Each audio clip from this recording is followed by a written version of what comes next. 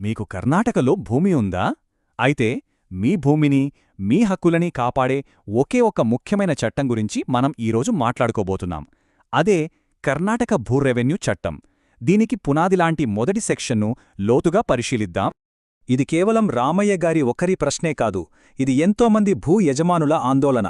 అసలు ఈ చట్టం కాగితాలకే పరిమితమా, లేక మనకు నిజంగా ఓ రక్షణ కవచంలా పనిచేస్తుందా? పదండి, రామయ్య గారితో కలిసి ఈ చట్టం మన జీవితాలను ఎలా ప్రభావితం చేస్తుందో చూద్దాం. రామయ్య గారి ప్రశ్నకు సమాధానం ఈ చట్టం పునాదిలోనే ఉంది. అదే సెక్షన్ 1A. భవనానికైనా పునాది ఎంత ముఖ్యమో, మన భూమి హక్కులకి ఈ సెక్షన్ అంతే ముఖ్యం. అసలీ పునాదిని గనక మనం సరిగ్గా అర్థం చేసుకుంటే మొత్తం చట్టం మనకు ఎలా అండగా నిలుస్తుందో స్పష్టంగా తెలుస్తుంది. సెక్షన్ 1 అనగానే ఇదేదో పెద్ద లీగల్ వ్యవహారం అనుకుని భయపడద్దు. చాలా సింపుల్. ఇది ఈ చట్టం యొక్క బయోడేటా లాంటిది. అవును, మీరు విన్నది కరెక్టే. చట్టానికి కూడా ఒక బయోడేటా ఉంటుందన్నమాట. సరే, ఈ బయోడేటాలో ఏముంది? 3 ముఖ్యమైన విషయాలున్నాయి. 1 చట్టం పేరు, 2 దాని పరిధి, అంటే అది ఎక్కడెక్కడ వర్తిస్తుంది అనేది, 3 అది ఎప్పట్నుంచి అమల్లోకొచ్చింది అనేది. ఇక్కడే ఉంది అసలు పాయింట్. ఈ ఒక్క సెక్షన్ లేకపోతే ఏ ఆఫీసర్ కూడా మీ భూమి విషయంలో చట్టపరంగా ఏమీ చేయలేడు. చూడండి దీనికి ఎంత పవరుందో. సరే, బయోడేటా చూశాం, కాని అసలీ కొత్త చట్టం ఎందుకవసరమైంది? 1964 ముందు పరిస్థితి ఎలా ఉండేదో ఒక్కసారి చూస్తే అప్పుడు తెలుస్తుంది ఈ చట్టం విలువేంటో. పదండి, ఆ పాత రోజుల్లోకోసారి వెళ్ళొద్దాం. 5 నమ్మగలరా? 1964 ముందు కర్ణాటకలో ఒక్క చట్టం కాదు, ఏకంగా 5 వేర్వేరు చట్టాలు అమల్లో ఉండేవి, ఒకదానికొకటి సంబంధం లేకుండా. అంటే ఒకే రాష్ట్రంలో ఒక్కో ప్రాంతానికి ఒక్కో రూల్ అనమాట. మరి ప్రజల పరిస్థితి ఎంత గందరగోళంగా ఉండుంటుందో ఒక్కసారి ఆలోచించండి. ఈ టేబుల్ చూస్తే ఆ మార్పు ఎంత పెద్దదో మనకు క్లియర్గా అర్థమవుతుంది. చూడండి, 1964 ముందు ఎలా ఉండేది? అదు గందరగోళం. ప్రాంతానికో చట్టం, పాలకుల ఇష్టారాజ్యం, చేత్తో రాసిన రికార్డులు, అసలు దేనికి ఓ పద్ధతి లేదు. మరిప్పుడు చూడండి, ఈ చట్టం వచ్చాక పరిస్థితి ఎలా మారిందో. రాష్ట్రం మొత్తానికి ఒకే రూల్ బుక్, అధికారులకు క్లియర్గా పవర్స్ ఇచ్చారు. ఇంకా ఇప్పుడు మనం చూస్తున్న కంప్యూటరైజ్డ్ భూమి ప్రాజెక్టుకి పునాది పడింది కూడా అప్పుడే. ఇది గందరగోళం నుంచి స్పష్టత వైపు వేసిన ఒక పెద్ద అడుగు.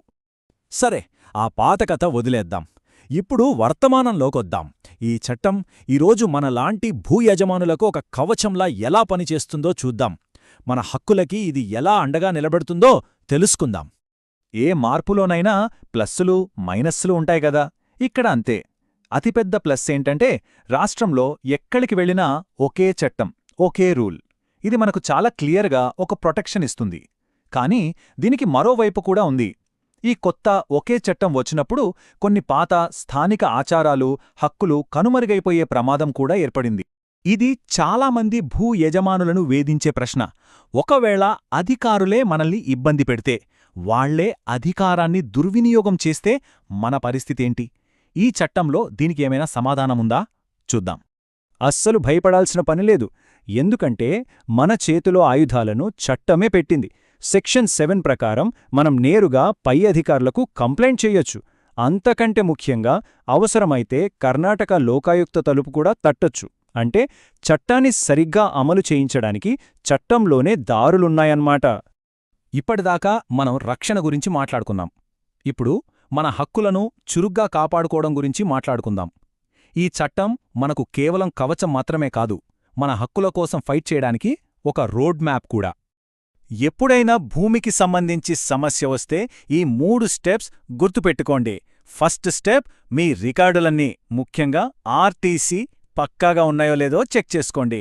అంతా కరెక్ట్గా ఉండాలి. సెకండ్ స్టెప్, అవతలి పార్టీకి ఒక లీగల్ నోటీస్ పంపండి.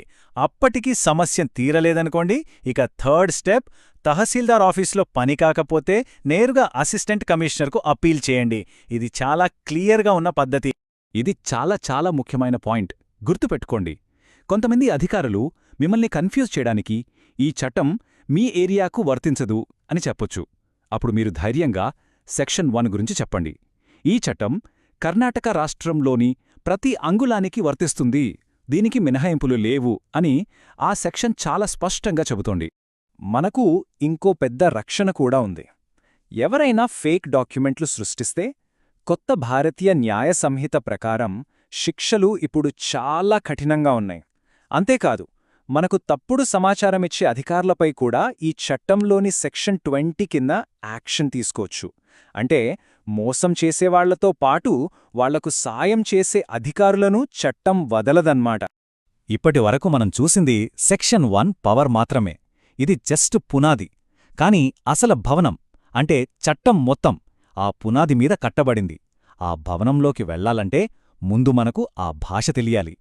రామయ్యగారు చెప్పినట్టు చట్టంలోని పదాలకు కరెక్ట్ మీనింగ్ తెలియకపోతే ఎవరైనా సరే మనల్ని ఈజీగా పక్కదారి పట్టిస్తారు. అందుకే మన నెక్స్ట్ విశ్లేషణలో ఈ చట్టానికి డిక్షనరీ లాంటి సెక్షన్ 2లోకి వెళ్దాం.